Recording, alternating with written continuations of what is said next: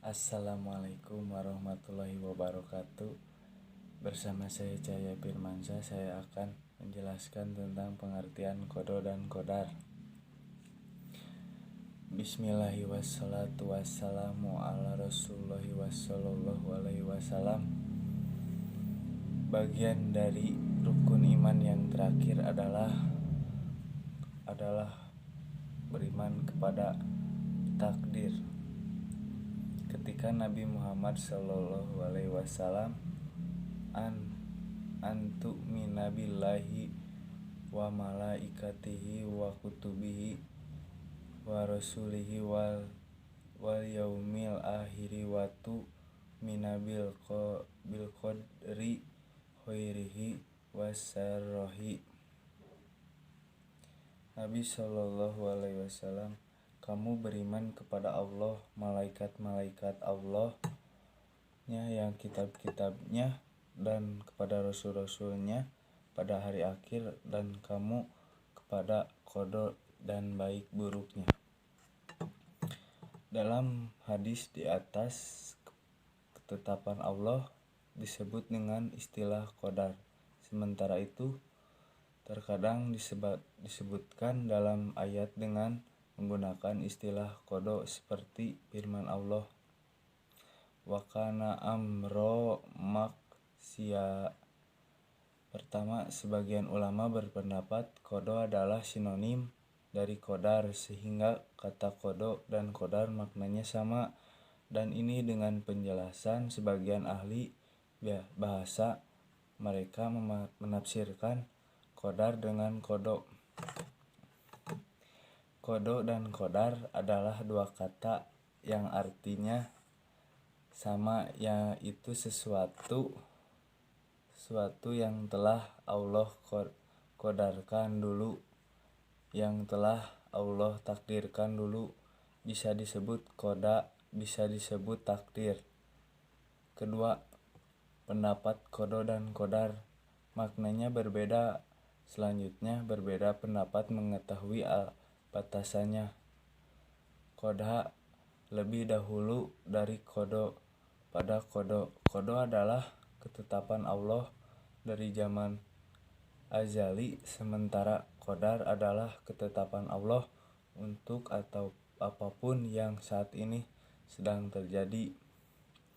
Para ulama mengatakan al-qada adalah ketetapan global secara keseluruhan dari zaman azali, sementara qadar adalah bagian-bagian dan rincian yang ketetapan global itu. Qada Allah lebih khusus dibandingkan qadar karena qada adalah ketetapan di antara takdir.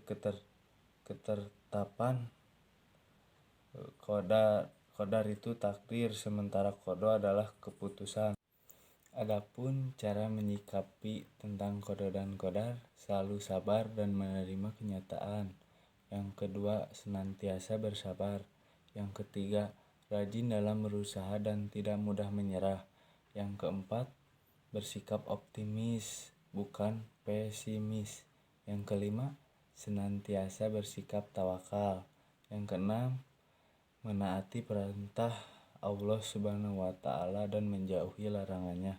Yang ketujuh, bertawakal kepada Allah Subhanahu wa Ta'ala. Yang kedelapan, mengisi kehidupan dengan hal positif dan tidak negatif. Adapun cara menyikapi tentang qada dan qadar, selalu sabar dan menerima kenyataan. Yang kedua, senantiasa bersabar. Yang ketiga, rajin dalam berusaha dan tidak mudah menyerah. Yang keempat, bersikap optimis bukan pesimis. Yang kelima, senantiasa bersikap tawakal. Yang keenam, menaati perintah Allah Subhanahu wa Ta'ala dan menjauhi larangannya. Yang ketujuh, bertawakal kepada Allah Subhanahu wa Ta'ala. Yang kedelapan, mengisi kehidupan dengan hal positif dan tidak negatif. Yang terakhir, kesimpulan dari qada dan qadar. Yang pertama, beriman kepada qada dan qadar adalah rukun dari rukun iman. Yang kedua, beriman kepada qada dan qadar adalah wajib bagi setiap muslim dan muslimat.